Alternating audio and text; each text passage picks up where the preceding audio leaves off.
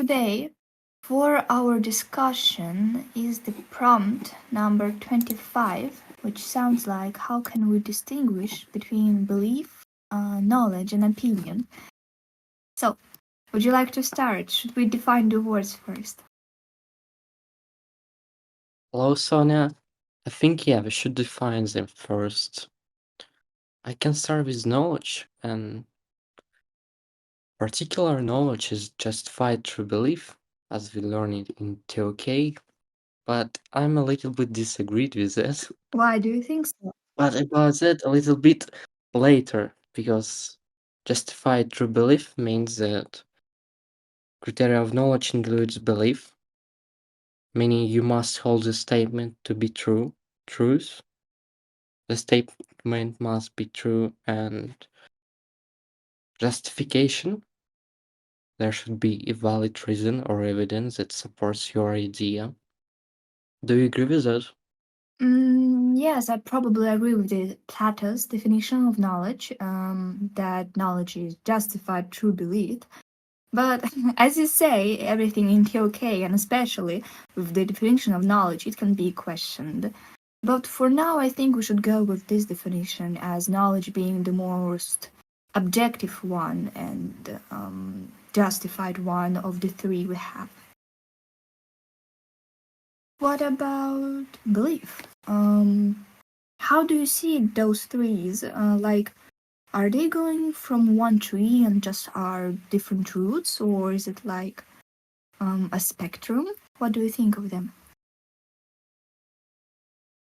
Okay, like some things that I find in some articles, it's just belief are subjective, but they come with a higher sense of certitude. And probably, yeah, but now I understood it in a little bit different format. Like we have two components, knowledge and opinion. And if we mix this like colors, we get belief from that, like a part of spectrum in the gradient from knowledge to opinion. What do you think about this definition? It's interesting. So, how you see this spectrum of these three words, they are coming from justified true belief, which is knowledge, and then start to slowly and slowly lose some things of this Plato's definition. So, for example, knowledge is justified through belief. Second one will be in your spectrum, it will be belief, and we have lost the word justified, so it have become something more objective. So now it is just true belief for a person, more subjective thing. And then we have the last one, so we're slowly and slowly losing color, and that is opinion, the most fragile of the three, because now we also have lost the idea of belief. Now, from the Plato's definition of knowledge, we have only left with true.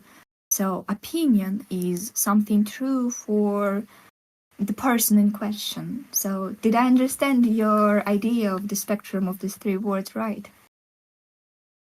Yes, exactly. And I also have an idea like that belief possesses subjectivity from opinion and a high sense of certitude from knowledge. And I love this idea too. Like it's a combination of knowledge and opinion, and it's origin of belief. Oh, can you elaborate on that a little bit more? Hmm.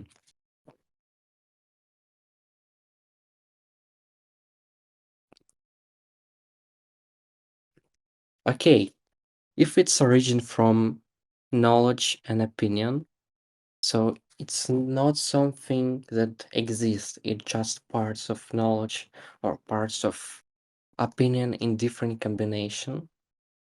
For example, something may be belief, but may be opinion, like I like the book. It's my opinion, but probably I like it because I believe that the writer is really great in this topic. I see it like that. Yes, this reminds me of something that I heard. Um, to go down to the root of all the three things, I think we can start from information, as everything in the world for us is information. We then can somehow process it to be belief, knowledge, or opinion. So if you say to me that you like that book, it is your opinion, but for me, it is just the information that you like that book. It did not become an opinion to me or knowledge to me before it goes to the process. Opinion, yours opinion. Information, just in the word that you, Dima, like this book. And then now, in my head, it comes in as information that, and now it is knowledge because I process it. And now, justified true belief, right? I know I have the knowledge that Dima likes this book, so I see it as a strange combination of these things, and if I strip everything down of their costumes and masks, in the end it will all just become information in the world, and it will take on the costumes and masks, as I said, of knowledge, belief, and opinion only if a person or people will be at hand. Without people, I don't think we will even be talking about this topic. So knowledge will be I know something, and I don't think that is the same as I am thinking of something. Belief is I believe in it, and I can even debate about it with you, and it holds a justified truth in my heart. Perhaps not in everyone's heart, but in my definitely. And an opinion will be something um, even more uncertain, where I will be holding my idea high, but it can be easily changed, I think. So, what do you think about this? The hard system I created with information. Does it make sense? Honestly, it's like it makes sense, but I'm a little bit disagreed with your idea about not your about justified true belief. Yes. As we talked, as we defined, knowledge, belief, and opinion are made of different sense of certitude and objectivity, but there are problems with that. It's named Gitter problem. When we have something that happens to be true by chance and it justified belief, it doesn't necessarily knowledge because it's the problem. For instance, let me read that. Let let us imagine that you walk towards the lawn early on Mr. November morning when you see a great number of egrets sitting on the lawn. You have counted 35 of them. However, in the way you counted, you really missed one egret. Yet you got the number right since you mistakenly counted a white clothesline in the distance as an egret. This seems to suggest that knowledge cannot be justified through belief.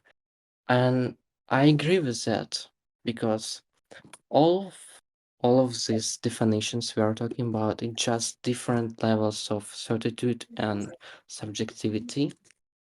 And by changing the sense of certitude and sense of objectivity, we can get different components like belief, opinion, or knowledge, as we talked about that. We can possess all of them at the same time, like in your example where we have book, and for me it's my opinion that I love this book, but for you it's your knowledge that I love this book. Moreover, it can be a belief because I love this book because I believe that the author of this book is great writer. Yeah, that's an interesting problem you gave me to think about now. It's like food for thoughts. You know what I think of? So we have the spectrum going from left to right, like from black to white, knowledge, belief, and opinion. But I do not believe that knowledge and opinion are the ends of the spectrum. Perhaps we just took some shades of gray. So knowledge will not be the most objective thing that we have. We just do not know that there is something more objective than knowledge. And if you saw those 35 birds, as I understood it, if I understood it right, for you it will justify it because you counted it, and perhaps there were another person who counted it, and just this justification of two people counting those birds was enough for you to call the knowledge objective.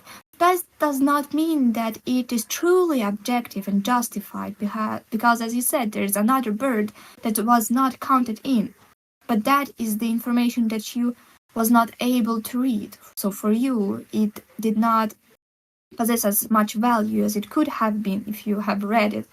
So yeah, I see it this way, that if this is a spectrum going from black to white, then knowledge will not be the blackest one and opinion will not be the whitest one. They're all just shades of gray. Hmm. I have just came up with an idea because we are talking about this as a spectrum, and we are limited by the spectrum, not by the spectrum, but by the words we have in our language. Because we have knowledge, belief, and opinion, but it's not totally black and white. It's just our names for some moments on the spectrum, but there are something else that we cannot name, or maybe we don't have in English, but have in other languages. What do you think about Yes, that? of course. I think that's the biggest problems of between that's the biggest barrier between us knowledge seekers and the knowledge that we want to understand, because we just don't have enough tools to understand it. So we can just vaguely get the concepts and ideas of what we want to talk about and how we see it. So yes. I think that should be the end of this prompt. I think we did everything we could. Thank you so much. Thank you.